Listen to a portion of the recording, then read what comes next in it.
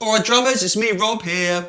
I'm back now with more hair, more double chins, and some weird little goatee beard thing which I'm trying to grow. Today's lesson, I want to teach you how to play Jumpin' Jack Flash by the Rhinestones, drummed by, well, guess who?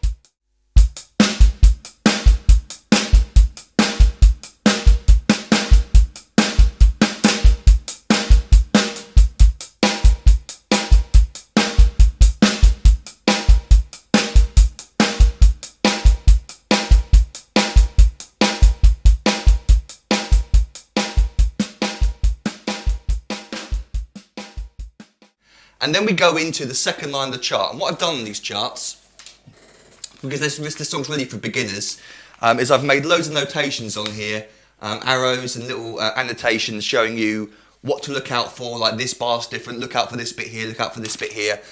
Just so it makes it easy for you to look through the chart, and each page you've got something to look out for.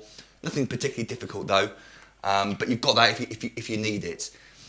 So the first bar on the second line, I've written no bass drum on beat 1, which is a bit weird because usually when you come in with a drum beat, you come in with the bass drum on beat 1. But Charlie didn't. He just played in from the hi-hat and snare drum on the line above, 1, 2, 3, and 4, and just keeps the hi-hat going. 1, 2, 3, and 4, and 1, and 2. And we come in with this drum beat for the first bar only, 1, and 2, and 3, and 4, and... Let's take a step back for a moment and look at the main drum beat for the song, which is the second bar of that second line. And this is the only drum beat you really need to learn for the entire song. If you can't get any of the extra bits, don't worry. Try to get this drum beat at least, and you'll be able to jam along to the entire song, no problem. So the basic drum beat, snare drum on 2 and 4, 1 and 2 and 3 and 4, and the right hand's playing hi-hat, 8th notes all the way through, and the bass drum falls on 1, the and of 2 and 3, so we get 1 and 2 and 3, straight after that snare drum, 1 and 2 and 3. It's the same for the bass drum on the and of 4, straight after that snare drum on 4, 4 and 1. So when you loop it, it sounds like this, 1 and 2 and 3 and 4 and 1 and 2 and 3 and 4 and 1, 2 and 3, 4 and then. That's about the tempo, isn't it?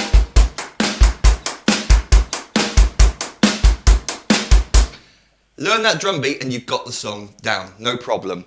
When you first start playing drums though, you're going to find that your right hand's going to start to ache after playing 3.5 minutes of this. There's no crash cymbals, there's no drum fills really. Your right hand is pretty much constantly playing that throughout the entire song.